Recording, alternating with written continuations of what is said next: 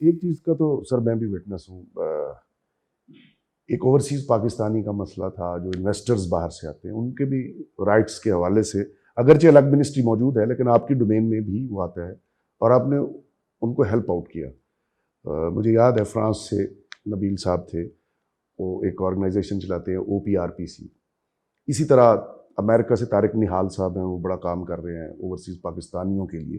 کیا آپ کی ڈومین میں اگر اس طرح کی ایشوز آتے ہیں، پاکستانی جو ہیں اوورسیز پاکستانی، ان کی فیملی یہاں بڑے سفر کرتی ہیں، ان کے پلاٹوں پہ قبضے کر لیے جاتے ہیں، ان کے گھروں پہ ایون قبضے ہو جاتے ہیں، انویسٹمنٹ لے کر آئیں تو فیوریبل انوائرمنٹ نہیں ہے، اس حوالے سے کیا آپ کی کوارڈینیشن ہے اوورسیز منسٹری کے ساتھ؟ یہ ہمیں آتی ہے اور اس پر ہم سیریسلی کام کرتے ہیں۔ باقاعدہ ہماری جو ایمبیسیز ان ملکوں میں ہیں ان کو میں خود بات کرتا ہوں ایمبیسڈر سے، فارن آفس کو سب سے پہلے بھیجتے ہیں، اور ان کے جو DGs ہیں فارن آفس کے، ان کو کہتے ہیں ہم کہ جی ادھر ایمبیسی میں ہم نے بھی بات کی ہے، آپ یہ کریں، اور وہاں اگر لیگل ایڈ کی ضرورت ہے اس کے لیے بھی، وہ بھی میرے اس زمرے میں آتا ہے کہ ان کی رائٹس کو۔ اور یہ بہت زیادہ شکایات آ رہی ہیں کہ لوگ اگر باہر جاتے ہیں تو ان کی جائیدادوں پہ قبضہ ہو جاتا ہے، تو وہ ایک جو ہوس اور بےایمانی لوگوں کے اندر ہوتی ہے، وہ تو اب معاشرے کی خرابی سے ہے۔ اب مقصد یہ ہوتا ہے کہ نبی اکرم صلی اللہ علیہ وسلم نے فرمایا کہ اپنے بھائی ظالم اور مظلوم دونوں کی مدد کرو، تو صحابہ کرام نے فرمایا کہ جی وہ مظلوم کی تو سمجھ آئی، ظالم کی تو آپ نے فرمایا سختی سے ہاتھ مروڑو۔ تو ہیومن رائٹس کے پاس کوئی ایسا انسٹرومنٹ نہیں ہے، وہ ہماری انٹیریئر منسٹری ہے، ہمارے پروونشل گورنمنٹس ہیں، پولیس ڈپارٹمنٹ ہے، تو یہ ہیں جو ہاتھ مروڑ سکتی ہیں۔ لیکن ہم ان کو جب لکھتے ہیں تو ان اداروں کی مہربانی ہے کہ وہ اس کے اوپر پراپر عمل کرتی ہے، انٹیریئر منسٹری، فارن آفس اور پروونسز کو بھی ہم جو ہیں وہ بھی، اور باقاعدہ پھر میں DIGs کو یا IGs کو رنگ بھی کرتا ہوں کہ جی زیادتی ہوئی ہے، اور اس وقت آپ کے اداروں میں بڑے پڑھے لکھے لوگ، اور پولیس ڈپارٹمنٹ جو ہے وہ عوامی ڈپارٹمنٹ ہوتا ہے، تو وہ اس پہ کافی ہماری بات کو سنتے ہیں اور اس پہ کمپلائنس دیتے ہیں۔ سر جو اوورسیز پاکستانیز ہیں ان کے رائٹس کے حوالے سے جو NGOs اور پرائیویٹ لوگ کام کر رہے ہیں، جیسے میں نے ذکر کیا، ان کی انکریجمنٹ کے لیے کیا کہنا چاہیں گے؟ جو ریلیجسلی لوگ کرتے ہیں وہ تو کمال کرتے ہیں، وہ تو اللہ تعالیٰ کی حضور میں ایک شروع ہونا چاہتے ہیں، مدد کرتے ثواب کی۔ لیکن کچھ لوگ ایسے ہیں جو ویزوں پہ زیارت کے نام پہ ویزے لگوا کے اور دہشت گردوں کو لے جا کے چھوڑ آتے ہیں لبنان میں۔ کچھ ممالک نے ہمارے سے احتجاج کیا، وہ تو ایجنٹس ہیں سر، ان کے خلاف۔ جہاں پیٹ کا دھندا ہوگا مولوی صاحب، وہاں انصاف اور عدل نہیں ہوتا، یہ ایک پرفیکٹ بات ہے۔ تو جہاں خرابی ہوتی ہے وہ سمجھ لیں یہاں پیٹ کا دھندا چل رہا ہے، تو اس کو جو ہے کیسے آپ بے ایمان آدمی جو ہے اس کا تو کوئی علاج نہیں ہے۔ یہی چاہتے ہیں اوورسیز پاکستانی کہ ان کی امیج بلڈنگ جو وہ وہاں کرتے ہیں اس کو اس طرح کے لوگ خراب نہ کریں، تو اس کے لیے آپ نے قانون کا شکنجہ کسنے کے لیے تیار کر لیا۔ ادارے جو بن رہے ہیں انشاءاللہ، شہباز صاحب جو ہیں آپ کو پتہ ہے کہ ورک ہالک پرائم منسٹر ہیں، وہ تو ہر وقت آدھی رات تک کام کرتے ہیں، صبح 5 بجے اٹھتے ہیں، اور اس آدمی کو کسی سے لڑنے کا کوئی شوق نہیں ہے، نہ کسی کو دھمکانے کا، وہ تو صرف کام کو جانتے ہیں۔ شہباز سپیڈ جاری ہے۔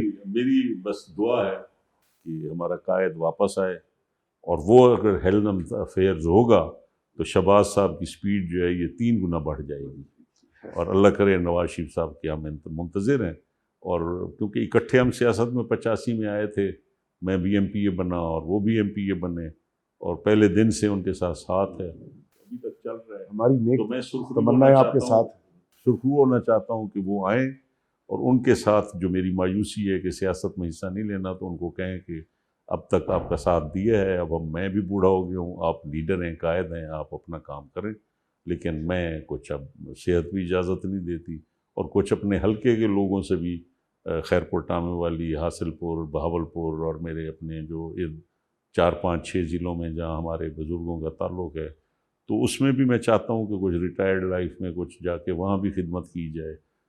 میری معلومات کے مطابق اپنے والد کی شہادت کے بعد اب تک کتنی مصیبتوں اور مشکلات کا سامنا کرتا رہا، اور ہر دفعہ اللہ نے مجھے کامیاب کیا اور سرخرو کیا، اور میں نے بدلے کا نہیں سوچا، اور صرف اپنے والد کے اس مقصد کو لے کے چلا کہ پاکستان بہاولپور میں قیادت ہونی چاہیے، حاصل پور میں، اور یہ لوگوں کا اپنی نمائندگی کرو اور ان کے لیے کام کرو. وہ تو آپ کو بس میں اسی پہ لگا رہا ہوں. وہ تو آپ کو سر اجازت نہیں دیں گے اس طرح.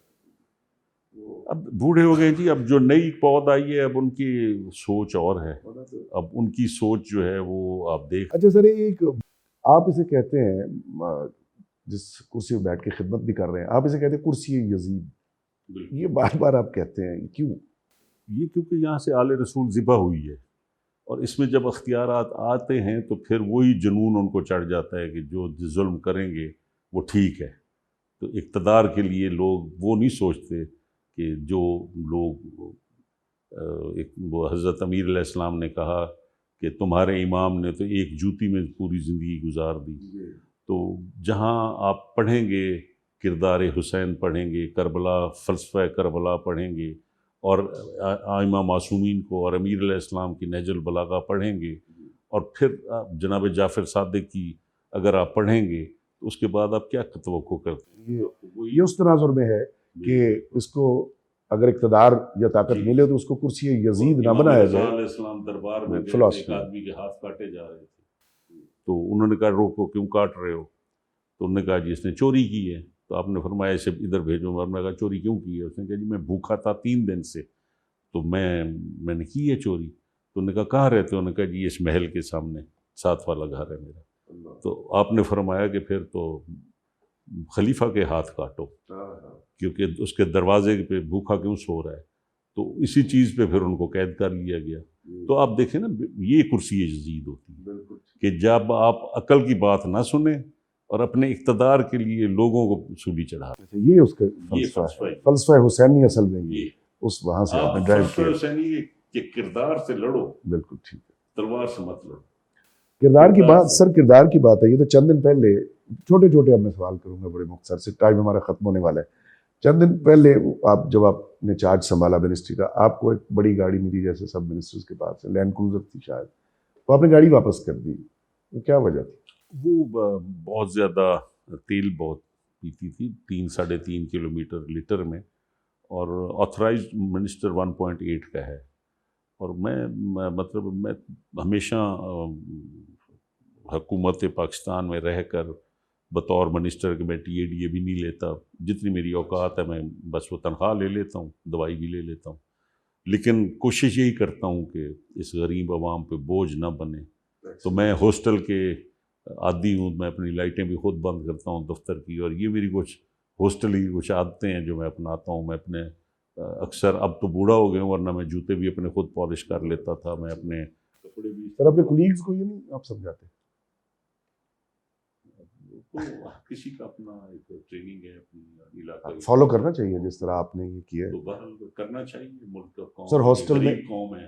جی ہاں بالکل اس کے کرنا لیے چاہیے. آپ نے جیسے سوچا بڑی یہ سینسٹیو اپروچ ہونی چاہیے. بالکل. تو وہ سینسٹیو سے سر بات ہے، آپ بڑی سینسٹیو مزاج ہیں. چند ذاتی سوالات، لوگوں سے آپ بڑا پیار کرتے ہیں، ہلکے لوگوں سے، تو محبت بھی کی کبھی؟ جی کیوں نہیں. وقت کے ساتھ ساتھ جب 15-16 سال کا تھا تو محبت اور تھی، پھر اب بزرگی میں ہوں تو محبت اور ہے. کسی اور سے ہے یا کوئی اور طرح کی؟ اب تو ظاہر اولاد ہے، بہو بیٹیاں ہیں، نواسے نواسی ہیں، پوتے پوتیاں ہیں، لیکن انسان کو صرف موت کا انتظار تو نہیں کرنا چاہیے. تو وہ کہتے ہیں نا، دل پشوری تو کر لو نا تسی. جہتیں بدلتی رہتی ہے محبت. زندہ رہنے کے لیے تو آپ کو ظاہر ہے کہ آپ کو دوستوں میں بیٹھ کے گپیں لگانا، اور یہ بھی ایک رومانس ہے. اور پھر یہ ہے کہ وہ ہے نا کہ وہ بڑا مشہور، آپ کہہ رہے تھے نا کہ آپ زیادہ کرسی یزید کی بات کرتے ہو، تو وہ اس میں یہ بھی ہے نا کہ وہ ایک شعر ہے کہ جب تک نہ ہوگی محو دل سے کربلا، ہم سے نہ ہوگی اطاعت یزید کی. تو وہ پھر صاحب آپ کے انہی خوبصورت الفاظ پہ آپ کا شکریہ ادا کروں گا. اسی فلسفے پہ آپ سے بڑی زبردست گفتگو، دلچسپ رہی، ناظرین کے لیے بڑی دلچسپی کا باعث تھی، اور سیکھنے کا بھی لوگوں کو موقع ملے گا. ناظرین، آخر میں جو میاں راؤ حسین پیرزادہ صاحب، منسٹر ہیومن رائٹس، انہوں نے فکرہ کہا، فکر حسین اور یزید کے خلاف کھڑے ہونے والی بات، تو کرسی کے حوالے سے بھی یہ جو کرسی یزید کہتے ہیں اختیارات کو، تو اس کی فلاسفی اس کے پیچھے یہی ہے کہ اس کو خدمت کا ذریعہ بنایا جائے، اس کرسی اور طاقت کو، نہ کہ آپ اس کو اپنی ذاتی اقتدار کا ایک ٹول بنا لیں۔ تو ہماری دعا ہے کہ یہ قومی سوچ ہمارے تمام پارلیمنٹیرینز میں اور نمائندوں میں پیدا ہو۔ اس کے ساتھ ہی آپ سے اجازت چاہتے ہیں اور ایک بار پھر میاں ریاض حسین پیرزادہ صاحب کا شکریہ ادا کرتے ہیں۔ ناظرین، اللہ حافظ۔